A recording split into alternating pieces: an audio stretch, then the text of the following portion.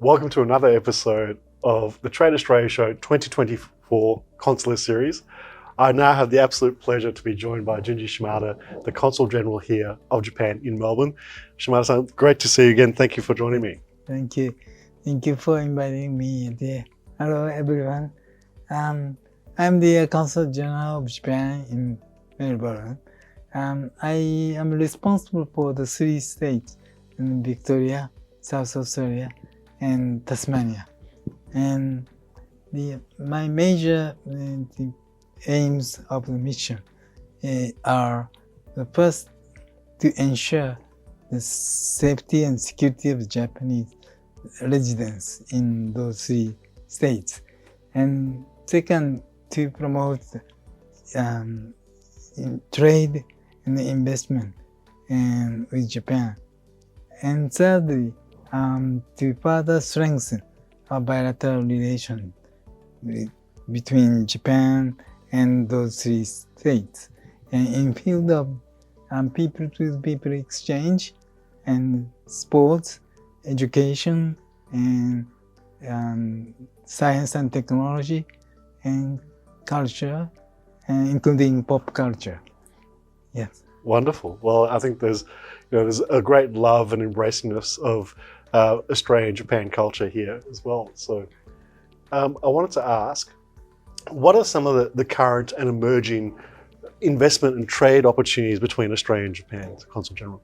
Yes.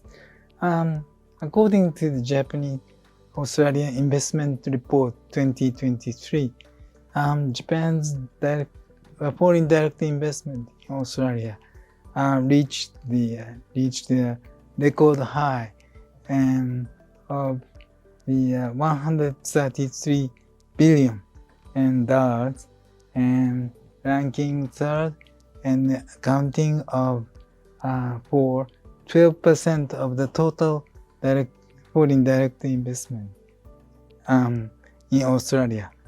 So, and then also the Japan and two-way trade between Japan and Australia was valued at $143 billion in FY 2023.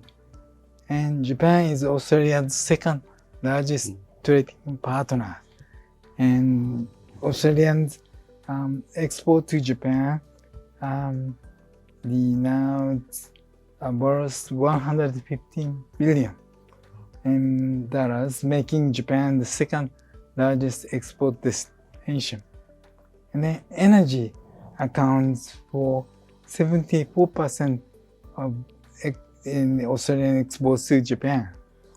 And Japan and Australia have a traditional reciprocal relationship. Japan has been a partner in the development of coal, iron ore, and LNG.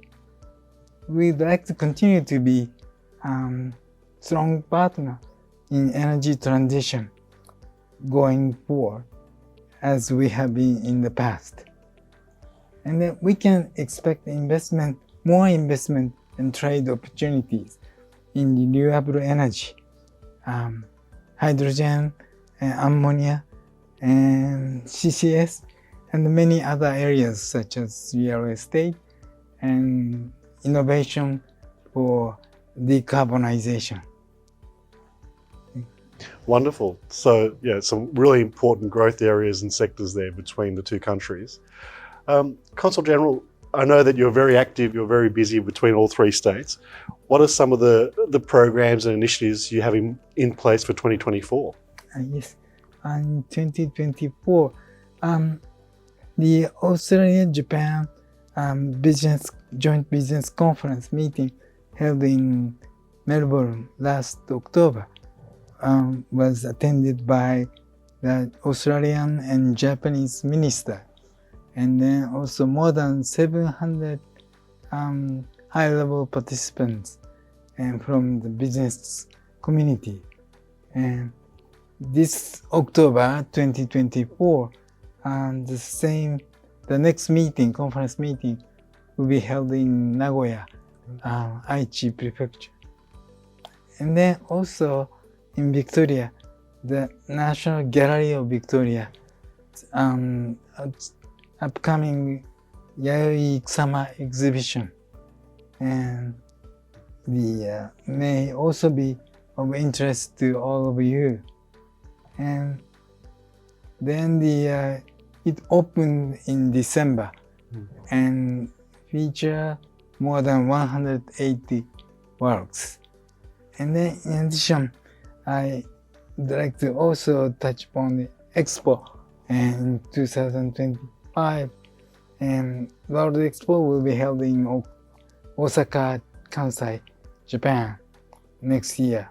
We'll further deepen our bilateral relationship between Japan and Australia. Yeah, I think all of us are very excited about Osaka 2025 and the expo there. And I think that, especially Australia, it's a great way to really grow and expand networks, not just with Japan, but with all other markets. So, I know that we're looking forward to being there as well with Import-Export TV. So thank you. Consul General, one of the things that I've been asking as part of the series with all of our interviews is, what are the key things that you would pitch for Japan to Australian viewers to do business, and to even for tourism or cultural? How's the best way to package up and summarize the best things about Japan?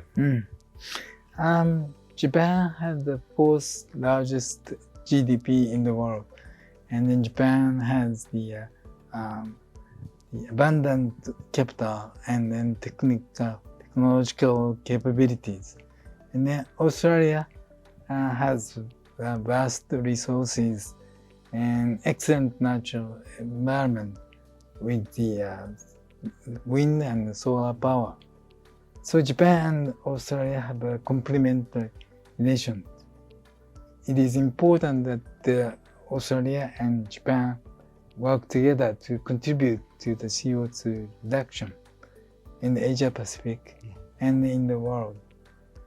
It is so the Australia and Japan have a special strategic partnership, and based on many shared interests and then basic values such as democracy, rule of law, and the freedom of speech and the human rights.